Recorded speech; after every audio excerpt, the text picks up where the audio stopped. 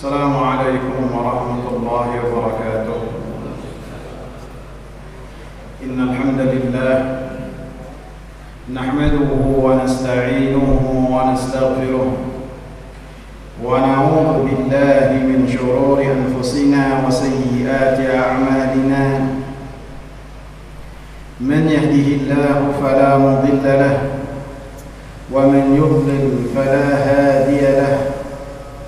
أشهد أن لا إله إلا الله وأشهد أن محمدا عبده ورسوله.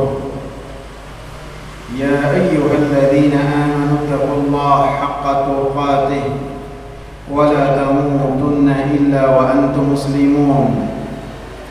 يا أيها الناس اتقوا ربكم الذي خلقكم من نفس واحدة وخلق منها زوجها وبث منهما رجالا كثيرا ونساء واتقوا الله الذي تساءلون به والأرحام إن الله كان عليكم رقيبا. يا أيها الذين آمنوا اتقوا الله وقولوا قولا سديدا يصلح لكم أعمالكم ويغفر لكم ذنوبكم ومن يطع الله ورسوله فقد فاز فوزا عظيما. أما بعد فإن خير الحديث كتاب الله وخير الهدى هدى محمد صلى الله عليه وسلم وشر الأمور محدثاتها وكل محدثة بدعة وكل بدعة ضلالة وكل ضلالة في النار. Hadirin wal hadirat jamaah salat maghrib yang saya muliakan, kita lanjutkan pembahasan kita mengenai at-tatayyur, yaitu at-tasya'um bil mar'i aw masmu' aw ma'lum. Tatayyur adalah merasa susah, pesimis dengan apa yang dilihat, apa yang didengar, dan apa yang diketahui. Baik itu yang dilihat seperti yang di hadapannya ketika melihat sesuatu, kemudian dengan melihat tersebut ia membatalkan kemauan yang akan dia lakukan, ataupun ketika mendengar suara, perkataan, kemudian dengan apa yang ia dengar kemudian dia tidak jadi melakukan hajatnya, ataupun sesuatu yang diketahui, baik itu yang berkaitan dengan waktu, zaman, ataupun tempat. Ketika seseorang mengaitkan kesialan, kesusahan yang berkaitan dengan itu semua, maka itu adalah kesyirikan kepada Allah Subhanahu wa ta'ala. Dan sudah kita bahas dalam yang berkaitan dengan jenis-jenis sihir. Rasulullah mengatakan wattiyarata minal jidd, dan tatayyur itu termasuk dari sihir.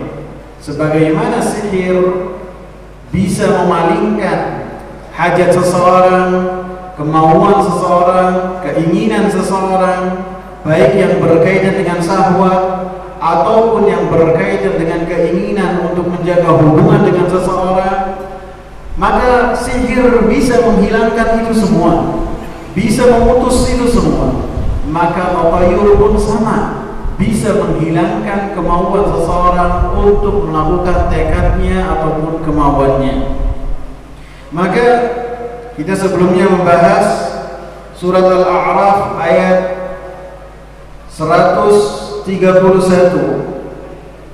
Allah Subhanahu wa ta'ala mengatakan, ala innama ta'iruhum indallahi walakinna aktsarahum la ya'lamun. 131 yang berkaitan dengan Fir'aun dan Nabi Musa alaihi salam. Dalam ayat 130 Allah Subhanahu wa taala katakan, "Wa laqad akhadna ala fir'auna bis-sinina wa naqsin minats thamarati la'allahum yadhakkarun." Dan sungguh kami telah menghukum Fir'aun dan kaumnya dengan sinin, dengan kemarau yang panjang dan kekurangan buah-buahan dan pangan mereka. Mereka kekurangan. Mereka mendapatkan kemarau yang panjang. La'allahum yadhakkarun. Itu semua Allah Subhanahu wa taala berikan agar mereka mengambil pelajaran, mengambil ibrah, sehingga sirna dari diri dan hati mereka kesombongan.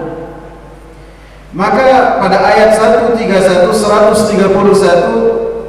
Allah lanjutkan, fa idza ja'atuhumul hasanatu qalu lana hadhi.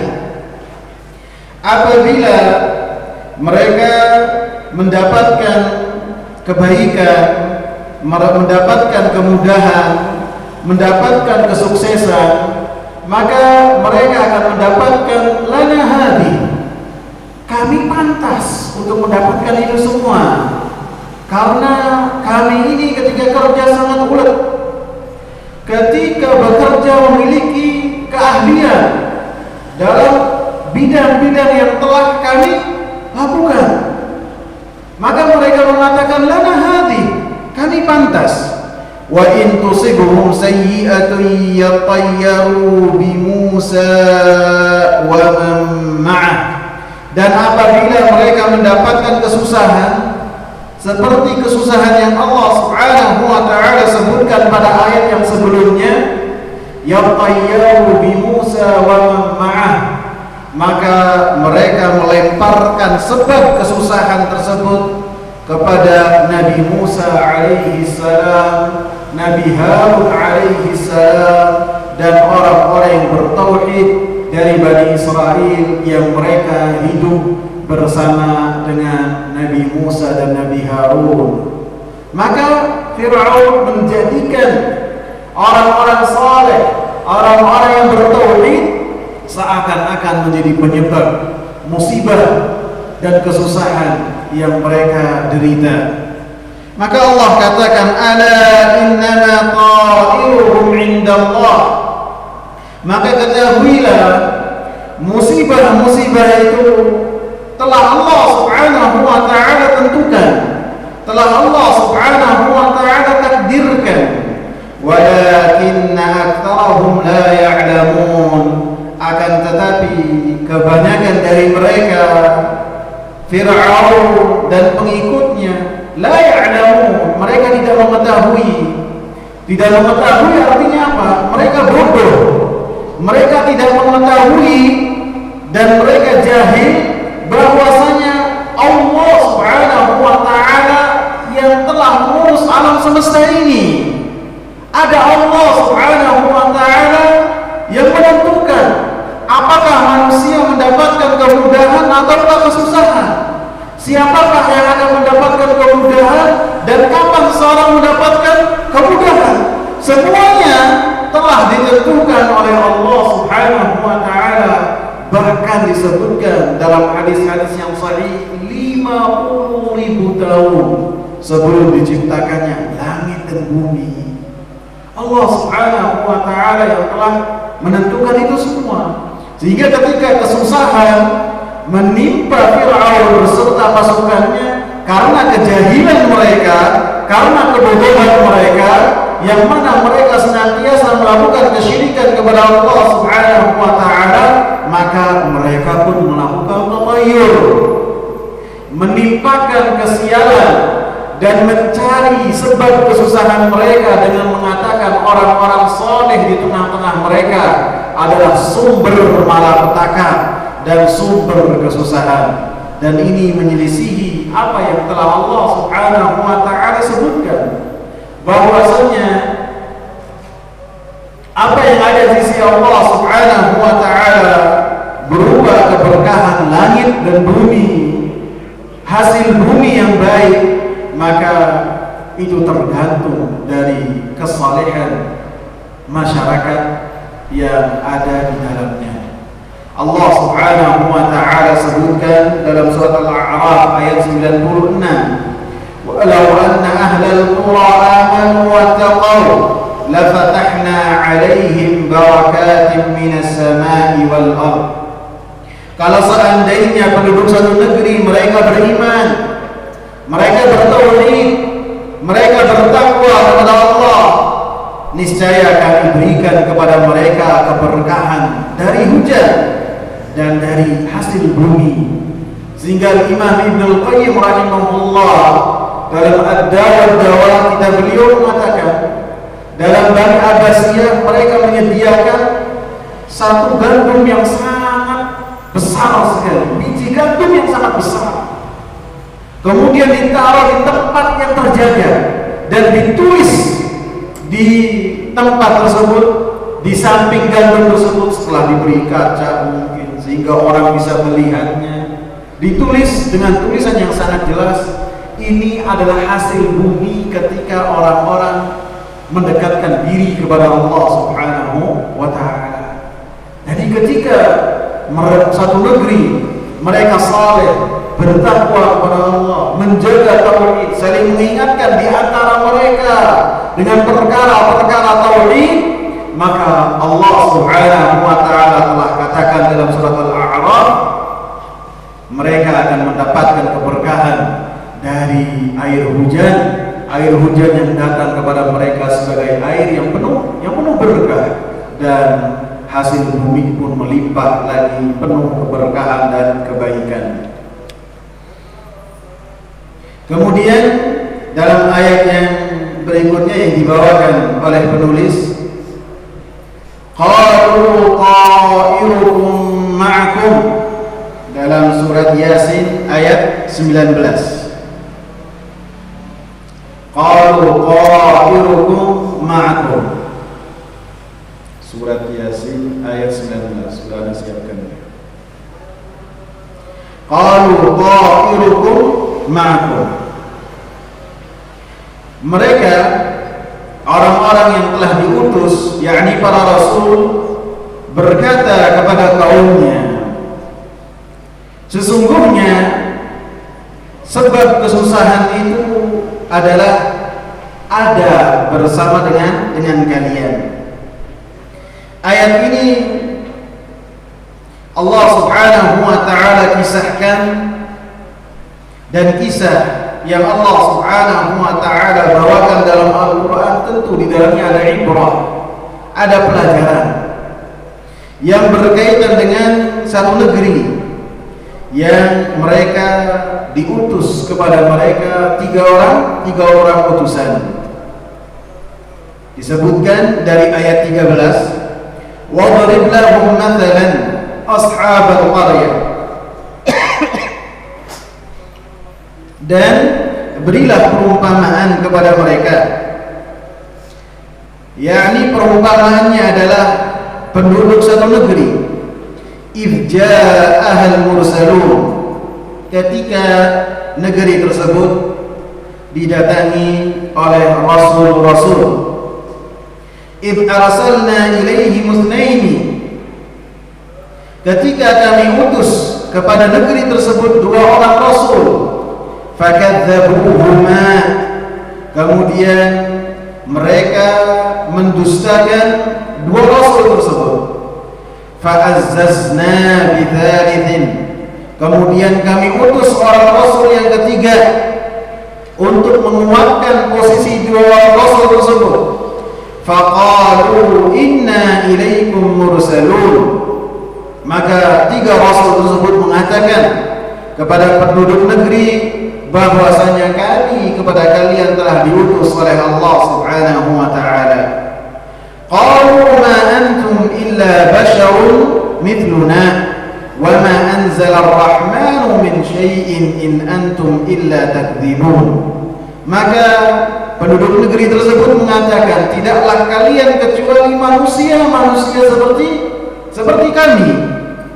Dan Allah Subhanahu wa ta'ala Ar-Rahman tidak menurunkan sedikit pun, in antum illa takdzibun, dan tidaklah kalian kecuali hanyalah orang-orang yang berdusta. Qalu, maka para rasul berkata, 3 rasul ini, Rabbuna ya'lamu inna ilaikum lamursalun. Allah Rabb kami telah mengetahui bahwasanya kami kepada kalian sungguh telah diutus. Wa ma 'alaina illal balaghul mubin, dan tidaklah kewajiban kami kecuali menyampaikan dengan sebenar-benar penyampaian, dengan sejelas-jelasnya. Artinya rasul-rasul tersebut menasihati kepada mereka, menyampaikan risalah yang telah Allah berikan kepada mereka dengan penjelasan-penjelasan, dengan dalil-dalil, supaya mereka mentauhidkan Allah Subhanahu wa ta'ala. Qalu inna tatayyarna bikum, maka penduduk negeri tersebut mengatakan, sesungguhnya kami menganggap diri kalian sebagai sebab-sebab kesusahan dan sebab-sebab kesialan. Ini tatayyurnya. Inna tatayyarna bikum, kami penduduk negeri ini mendapatkan kesusahan, mendapatkan musibah, dan sebabnya adalah kalian. 3 orang yang senantiasa mengingatkan kepada mereka supaya mereka bertauhid kepada Allah Subhanahu wa ta'ala. La illam tantahu lanarjumannakum wa la yamassannakum minna 'adzabun alim. Apabila kalian 3 rasul, kalian tidak berhenti dari dakwah kalian, lanarjumannakum, niscaya kami akan merajam kalian, melempar kalian dengan batu, dan niscaya kalian akan mendapatkan dari kami siksa yang pedih. Qalu, maka para rasul mengatakan, ta'irukum ma'akum. Ini yang dibawakan oleh muallif dalam kitab ini. Qalu ta'irukum ma'akum, sebab-sebab kesusahan, sebab-sebab kalian mendapatkan kesulitan adalah bersama kalian. Artinya para rasul mengatakan, sesungguhnya kami telah menunjukkan kepada kalian kebaikan, akan tetapi kalian lebih memilih kesusahan, lebih memilih untuk melakukan kesyirikan kepada Allah Subhanahu wa ta'ala. Sehingga para rasul mengatakan, ta'irukum ma'akum, kesusahan-kesusahan itu sebabnya ada bersama dengan kalian, senantiasa kalian lakukan, dan kesusahan-kesusahan tersebut adalah buah dari amalan-amalan kalian, yaitu kemaksiatan kepada Allah, yaitu kesyirikan kepada Allah Subhanahu wa ta'ala. Jadi ketika penduduk negeri tersebut menganggap bahwasanya 3 orang saleh ini, 3 orang rasul ini sebagai penyebab kesialan, kesusahan, dan musibah yang mereka dapati, maka para rasul ini membantah apa yang telah mereka dengar dengan mengatakan bahwasanya kesusahan tersebut sebabnya ada pada diri-diri kalian. Apa? Ketika kalian bermaksiat kepada Allah Subhanahu wa ta'ala. Karena tidaklah kerusakan di muka bumi terjadi kecuali apabila dampak dari kemaksiatan seseorang dan satu kaum kepada Allah Subhanahu wa ta'ala. Apalagi lebih-lebih apabila kerusakan tersebut berupa kesyirikan kepada Allah Subhanahu wa ta'ala, maka itu adalah ancaman yang sangat besar pada negeri tersebut, bahwasanya mereka akan mendapatkan azab dari Allah Subhanahu wa ta'ala baik di dunia maupun di akhirat. Allah Subhanahu wa ta'ala mengatakan dalam surat Ar-Rum ayat 41, Zahara al-fasadu fil barri wal bahri bima kasabat aydin nas. Telah nampak kerusakan di muka bumi, telah nampak kerusakan di darat dan di laut, disebabkan oleh tangan-tangan manusia. Kerusakan apa yang lebih besar dari ketika seorang bermaksiat kepada Allah Subhanahu wa ta'ala?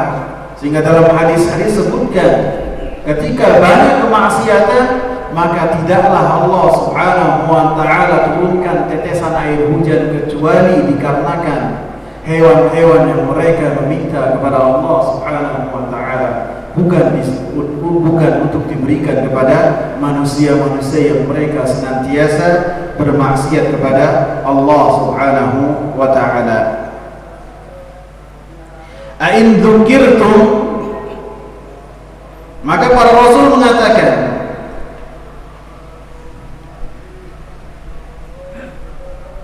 apakah ketika kalian diberikan peringatan, a'in dzukirtum, artinya apakah kalian mengancam kepada kami, tiga orang rasul ini, kalian akan merajam kami, kalian akan memberikan kepada kami dan menyiapkan kepada kami azab yang pedih, padahal kami mengingatkan kalian supaya kalian bertauhid kepada Allah Subhanahu wa ta'ala dengan tauhid yang benar. Kami mengingatkan kepada kalian supaya kalian mengikhlaskan ibadah kalian hanya kepada Allah Subhanahu wa ta'ala.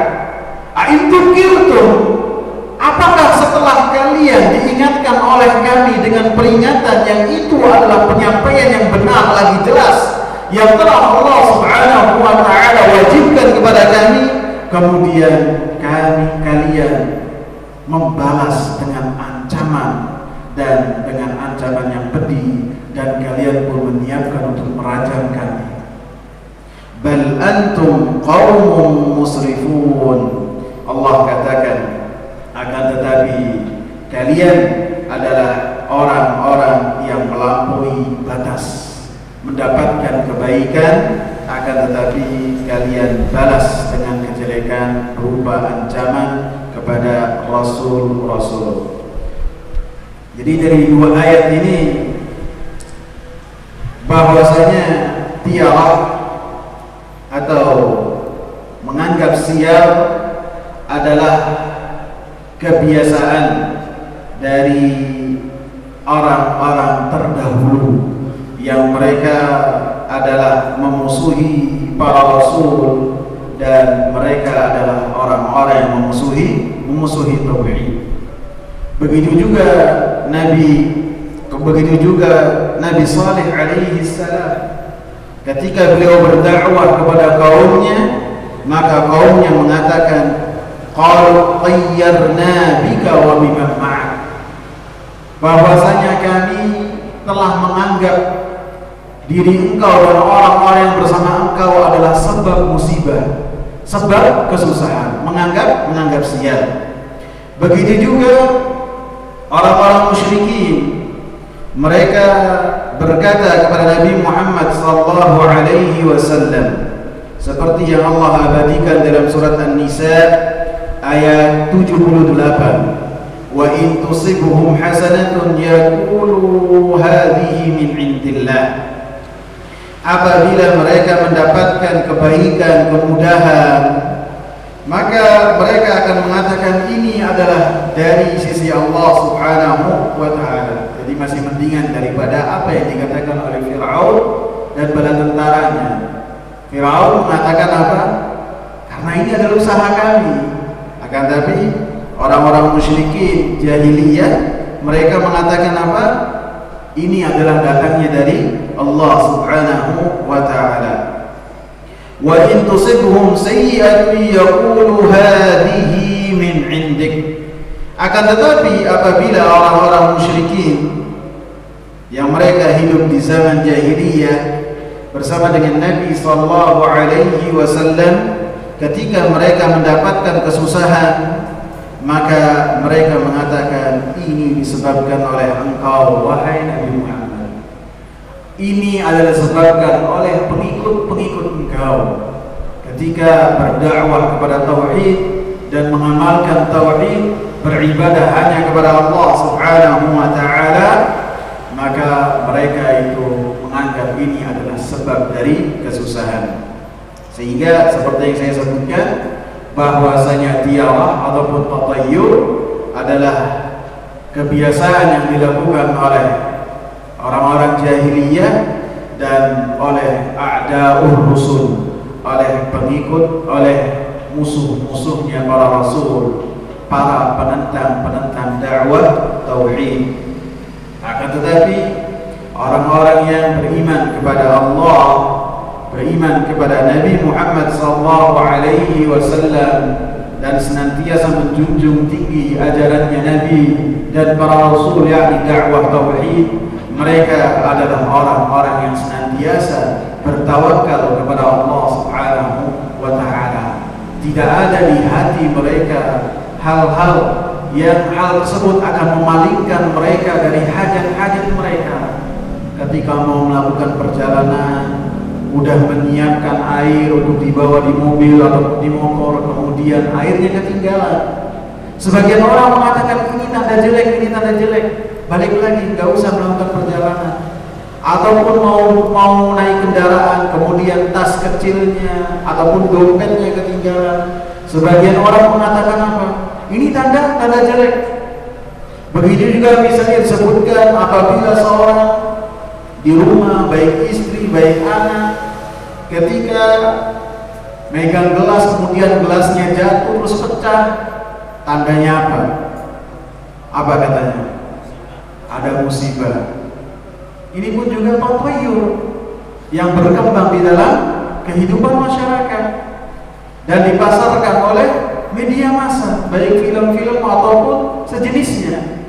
Maka ini adalah kesyirikan kepada Allah Subhanahu wa taala, dan kita harus ingatkan diri kita dan keluarga kita bahwasanya itu semuanya tidak ada.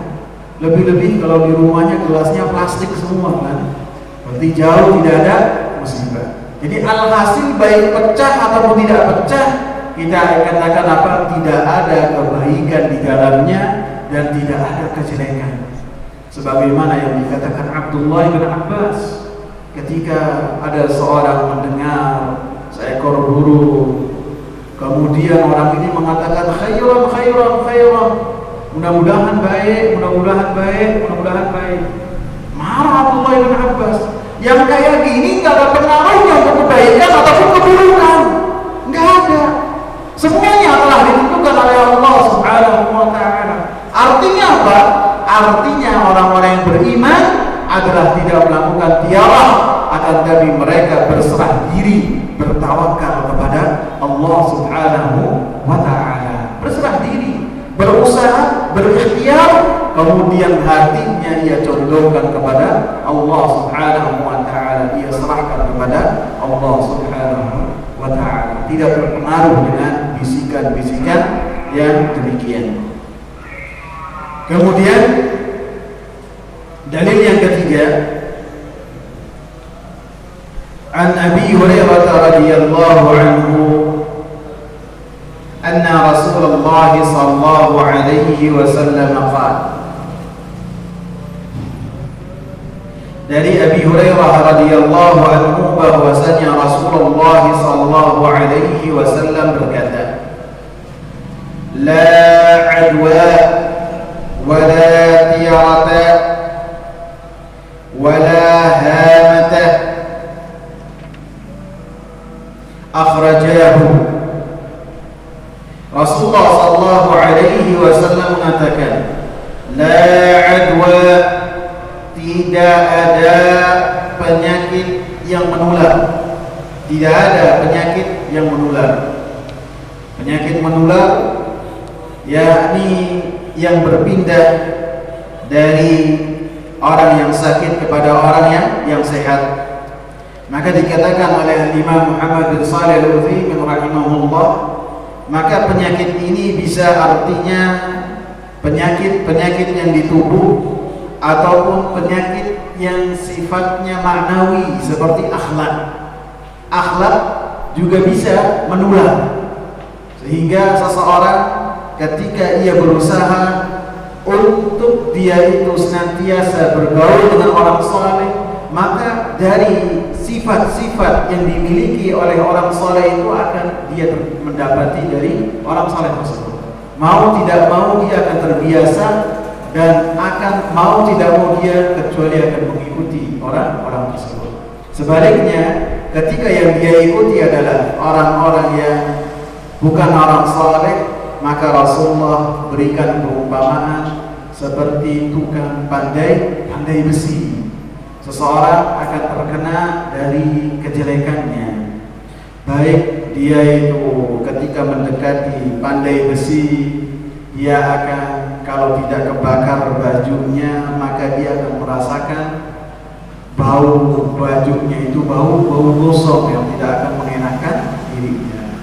Jadi alhasil adwa di sini bisa hissiyah, bisa juga ma'nawiyah. Hissiyah artinya yang berkaitan dengan penyakit, adapun ma'nawiyah yang berkaitan dengan akhlak. Walaupun dikatakan oleh Imam Muhammad bin Shalih Al-Utsaimin rahimahullah, wa in kanat fil hissiyati adhar, akan tapi lebih kepada penyakit-penyakit yang berkaitan dengan tubuh seseorang. Maka dalam hadis ini Rasulullah sallallahu alaihi wasallam mengatakan la adwa, tidak ada penyakit yang menular. Hadirin yang saya muliakan, ini adalah perkara yang dinafikan oleh Rasulullah sallallahu alaihi wasallam, yang artinya perkara ini tidak ada. Akan tetapi dalam hadis-hadis yang lain Rasulullah sallallahu alaihi wasallam menyatakan ataupun menetapkan bahwasanya penyakit menular itu ada. La yuradu mumridun ala musihhin. Rasulullah katakan hendaknya onta-onta yang sakit itu tidaklah dikumpulkan dengan onta-onta yang sehat. Artinya apabila onta yang sakit ini dikumpulkan dengan onta-onta yang sehat, niscaya onta-onta yang sehat ini akan tertular sakit juga. Dalam hadis lain Rasulullah sallallahu alaihi wasallam mengatakan, firra minal majdhumi firaraka minal asad. Hendaknya engkau melarikan diri dari penyakit kusta sebagaimana menjauhnya engkau dari seekor singa. Maka penyakit kusta ini adalah penyakit yang sangat berbahaya dan mematikan, sehingga sebagian ulama mengatakan ini adalah ta'un, penyakit yang dulu terjadi pada zaman sahabat. Alhasil dalam hadis ini Rasulullah sallallahu alaihi wasallam memerintahkan untuk kita ini melarikan diri dari penyakit kusta, sebagaimana ketika seseorang melihat singa, seekor binatang yang sangat buas sekali, maka apabila kita berdiam diri maka akan dimakan oleh binatang buas tersebut. Hadirin yang saya muliakan, hadirat yang saya muliakan, dalam 3 hadis yang tadi disebutkan, maka seakan-akan ada pertentangan di dalam hadis tersebut, di dalam 3 hadis. Di dalam hadis yang pertama, maka tidak ada penyakit yang menular. Di dalam hadis yang kedua, Rasulullah melarang onta yang sehat digabung dengan onta yang sakit. Di hadis yang ketiga, maka Rasulullah memerintahkan untuk kita melarikan diri dari orang yang berpenyakit kusta, menjauh sebagaimana kita menjauh ketika melihat seekor singa. Seakan-akan ada kontradiksi, akan tapi Allah katakan walau kana min indi ghairi llahi lawajadu fihi ikhtilafan katsira. Kalau seandainya risalah itu bukan datangnya dari Allah, pasti di dalamnya akan didapati perbedaan-perbedaan dan kontradiksi yang banyak. Akan tapi semuanya datang dari Allah. Yang mengatakan hadis yang pertama adalah yang mengatakan hadis yang kedua, dan yang mengatakan hadis yang ketiga adalah yang mengatakan hadis yang pertama. Dan Nabi SAW tidaklah berkata kecuali wahyu dari Allah Subhanahu wa Ta'ala, dan semuanya benar. Sebagian ulama ketika menyikapi hadis ini, ada di antara mereka yang menggunakan nasakh, artinya hadis yang pertama dinasakh dengan hadis yang kedua, dihapus hukumnya. Akan tetapi ini adalah pendapat yang lemah, karena tidak mungkin seseorang untuk menasakh kecuali harus mengetahui di manakah di antara dua hadis itu yang paling akhir diperintahkan oleh Rasulullah SAW. Dan ini adalah ilmu yang sangat sulit untuk mengetahui ketika ada dua perkataan dari Nabi berbenturan, mengetahui di antara keduanya mana sih yang paling terakhir, sehingga yang paling terakhir dari perkataan Nabi adalah yang paling kuat. Sulit sekali, sulit untuk mengetahuinya. Sehingga antum apabila membuka surat Al-Maidah itu tidak ada yang dinasakh hukumnya, tidak ada. Karena apa? Surat Al-Maidah itu turunnya di akhir hayat Nabi SAW, sehingga hukum-hukumnya tidak ada yang dinasakh.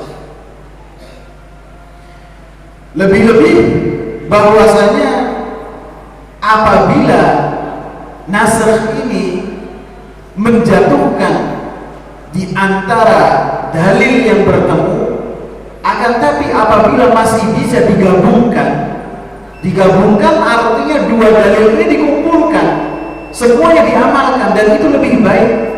Karena ketika digabungkan artinya i'malul adillah anin nabi, kita mengamalkan semua dalil-dalil yang datang dari Nabi SAW. Beda dengan nasakh. Kalau nasakh itu kita menjatuhkan, menghilangkan satu dalil. Lebih-lebih itu adalah sulit sekali, karena harus mengetahui tarikh, harus mengetahui sejarah manakah yang paling akhir di antara dua dalil tersebut. Maka dikatakan oleh Al-Imam Muhammad bin Shalih Al-Utsaimin rahimahullah, penggabungannya adalah ada di dalam satu hadis yang telah dikeluarkan oleh Al-Imam Bukhari rahimahullah dalam Kitabut Tibb dan Al-Imam Muslim. Ketika Rasulullah mengatakan la adwa, tidak ada penyakit yang menular, tidak ada penyakit yang menular, maka orang-orang Arab yang pada saat itu dan sampai sekarang juga mereka sangat dekat sekali dengan onta, maka mereka menganalogikan apa yang dikatakan oleh Nabi SAW dengan apa yang telah mereka lihat pada onta-onta mereka. Ya Rasulullah, bukankah onta-onta yang sehat apabila masuk ke dalam onta-onta tersebut onta yang berpenyakit, maka onta-onta yang sehat tersebut akan berpenyakit juga? Maka Rasulullah SAW mengatakan, faman a'dal awwala, siapa yang menjadikan onta pertama itu berpenyakit? Apabila onta berpenyakit itu adalah mata rantai, pasti ada awalnya, ada awalnya. Maka Rasulullah katakan, siapa yang menjadikan onta yang pertama ini berpenyakit? Siapa? Allah. Artinya apa dalam hadis ini? Artinya bahwasanya penyakit menular itu ada. Akan tetapi yang menentukan seseorang terkena penyakit ataukah tidak bukan penyakit itu sendiri. Akan tetapi siapa? Allah Subhanahu wa Ta'ala.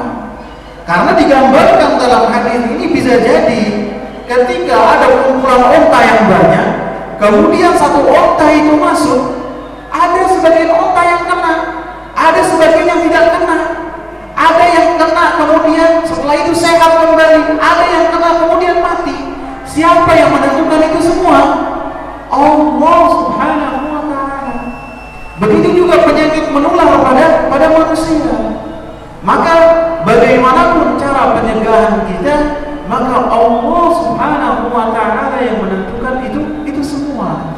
Siapa yang kena, siapa yang tidak. Satu rumah kemudian satu misalnya dikatakan positif, kemudian yang lain ketika diperiksa lagi masuk lab nggak tahu dia tidak apa, sehat walafiat negatif. Artinya apa? Artinya Allah Subhanahu wa ta'ala yang menentukan itu semua. Bukan penyakit sendiri yang memilih siapa yang kena, siapa yang tidak, akan tetapi Allah Subhanahu wa ta'ala.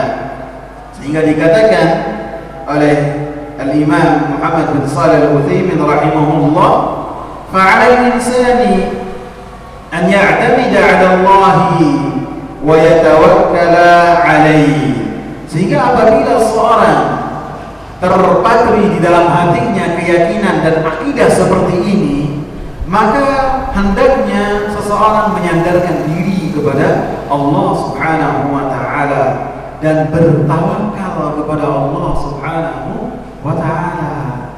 Jadi karena dalam hadis ini sangat jelas sekali tidak ada penyakit menular, artinya yang penyakit menular itu menyebar dengan sendirinya dan memilih orang-orang yang kena ataupun tidak. Akan tetapi semua yang kena, semua yang tidak, semuanya atas izin Allah Subhanahu wa ta'ala, dan Allah Subhanahu wa ta'ala lah yang menentukan itu semua. Paham yang berkaitan dengan hadis la adwa. Wallahu ta'ala alam. Insyaallah kita akan lanjutkan pada kesempatan yang akan datang pada Ramadan. Habis Ramadan insyaallah.